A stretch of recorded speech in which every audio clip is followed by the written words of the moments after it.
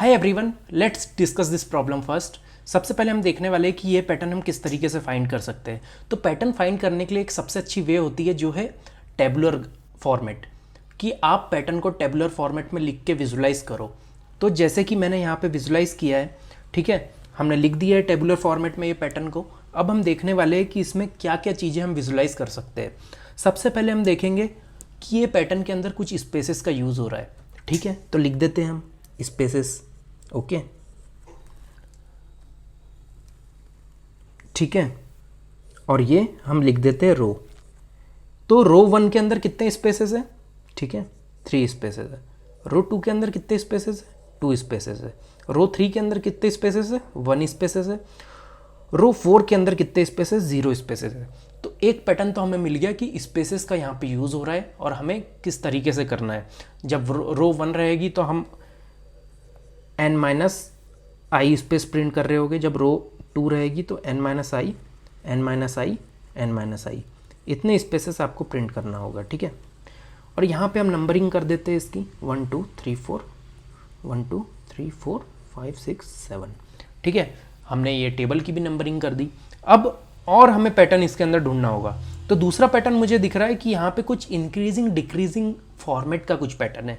जैसे कि आप फर्स्ट रो में देख रहे हो, फर्स्ट रो में सबसे पहले 1 प्रिंट हुआ है। फिर सेकंड रो में आप देखोगे तो सेकंड रो के अंदर 2 3 देन डिक्रीजिंग 2 प्रिंट हुआ है।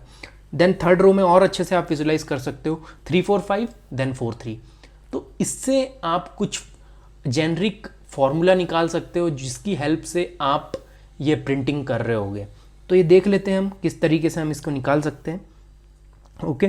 तो सबसे पहले मैं यहाँ पे लिख देता हूँ स्पेसेस, और हम देख लेंगे इंक्रीजिंग कि इंक्रीजिंग का काउंट कितना है हमारे पास, और डिक्रीजिंग कि डिक्रीजिंग का काउंट कितना है हर रो के हिसाब से, ठीक है। और यहाँ रख देते हैं हम रो। तो जब i इक्वल टू 1 रहेगा, ओके, तो हमें कितने स्पेसेस प्रिंट करना है, 3 स्पेसेस। और इंक्रीजिंग कितना है हमारे पास, इंक्रीजिंग का काउंट 1 है। डिक्रीजिंग हमारे पास कोई नंबर नहीं है तो हम 0। वैसे ही जब हम दूसरी रो पे होंगे तो हमारे पास स्पेसेस हो जाएंगे 2, इंक्रीजिंग नंबर्स हो जाएंगे हमारे पास 2, डिक्रीजिंग नंबर हो जाएंगे 1। वैसे ही i इक्वल टू 3 के लिए स्पेसेस कितने हो जाएंगे, 1, इंक्रीजिंग नंबर हो जाएंगे 3, डिक्रीजिंग नंबर हो जाएंगे 2। वैसे ही i इक्वल टू 4 के लिए स्पेसेस हमारे पास 0 हो जाएंगे, इंक्रीजिंग नंबर 4 और डिक्रीजिंग नंबर 3। तो जैसे कि आप देख रहे हो 4 5 6 7 6 5 4। तो ये तो हमने रख लिया काउंट कि ये चीज़ हमें काउंट करनी है और ये चीज़ इतनी बार कॉल होगी, ये हमारी हेल्प कर रही होगी कॉल करने में। अब हमें समझना होगा कि यार नंबर प्रिंट कैसे करना है, नंबर प्रिंट का पैटर्न क्या है। तो पहली रो में हमें क्या करना है, जब i इक्वल टू 1 रहेगा तो हम बेसिकली 1 प्रिंट कर रहे होंगे। जब i इक्वल टू 2 रहेगा तो बेसिकली हम स्टार्ट हो रहे होंगे 2 से। जब i इक्वल टू 3 रहेगा तो बेसिकली हमारा पैटर्न स्टार्ट हो रहा होगा 3 से। जब i इक्वल टू 4 रहेगा तो हमारा पैटर्न स्टार्ट होगा 4 से। यह हमें एक और चीज़ फाइंड मिल गई जो हमें हेल्प कर रही होगी कोड लिखने में। जितनी भी i की वैल्यू रहेगी वहीं से आप नंबरिंग स्टार्ट करोगे पैटर्न के अंदर। तो इससे आप कुछ फॉर्मूला फाइंड कर सकते हो, जैसे कि डिक्रीजिंग काउंट का हमें फॉर्मूला निकालना है। इंक्रीजिंग तो आपको पता है कि यार पहली बार में जब i इक्वल टू 1 रहेगा तो मैं एक बार प्रिंट कर रहा होगा।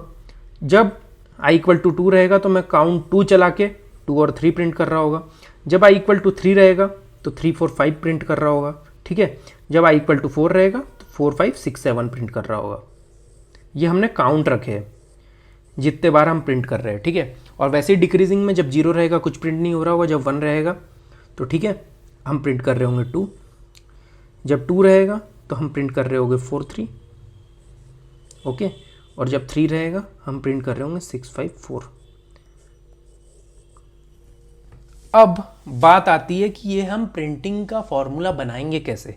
इंक्रीजिंग ऑर्डर तो बड़ा अच्छा है भैया, बढ़िया, हमें इजी लग रहा है कि जितनी i की वैल्यू रहेगी हमें वहीं से स्टार्ट करना है और जो भी हमारे पास काउंट है उतना हम चला देंगे। उसके बाद डिक्रीजिंग का क्या, डिक्रीजिंग का एक जनरलाइज फॉर्मूला है 2i माइनस 2, ठीक है।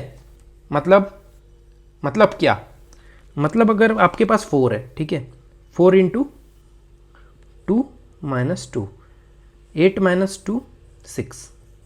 तो यहाँ से आप स्टार्ट कर रहे होगे और कितने काउंट प्रिंट कर रहे होगे आप? 3 काउंट, ठीक है, 6 5 4। ऐसे ये जनरलाइज फार्मूला हो गया आपका, जो डिक्रीजिंग काउंट में आपको हेल्प कर रहा होगा।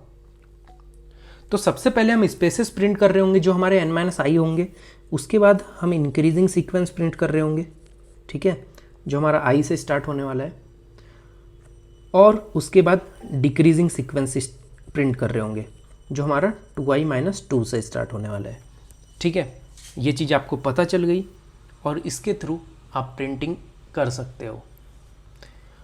और i की जो भी वैल्यू रहेगी आपको उतने टाइम्स प्रिंट करना है। मतलब i = 3 है तो आप स्टार्ट भी कर रहे होंगे 3 से और आपको 3 टाइम्स प्रिंट करना है इंक्रीजिंग ऑर्डर में। वैसे ही डिक्रीजिंग ऑर्डर में जब i की वैल्यू 3 है तो 3 × 2 6 - 2 4, तो 4 और 3 आप प्रिंट कर रहे होंगे, ठीक है। तो सबसे पहले हमने डिवाइड कर ली प्रॉब्लम्स को सब प्रॉब्लम्स में। तो सबसे पहले आपको स्पेसेस प्रिंट करना है, उसके बाद आप इंक्रीजिंग ऑर्डर प्रिंट करोगे और उसके बाद आप डिक्रीजिंग ऑर्डर का सीक्वेंस प्रिंट कर रहे होंगे। आपको लास्ट के स्पेसेस प्रिंट करने की ज़रूरी नहीं है, वह हैंडल ऑटोमेटिकली होगा, जैसे कि हम कोड में देखेंगे। तो चलिए कोड करके देखते हैं कि किस तरीके से उसे हम हैंडल कर सकते हैं। चलिए, तो अब हम कोड वाइज समझेंगे, कोड वाइज इसको किस तरीके से हम लिख सकते हैं और क्या बेस्ट तरीका है इसे इम्प्लीमेंट करने का। तो सबसे पहले हमने प्रॉब्लम को डिवाइड किया था सब प्रॉब्लम में।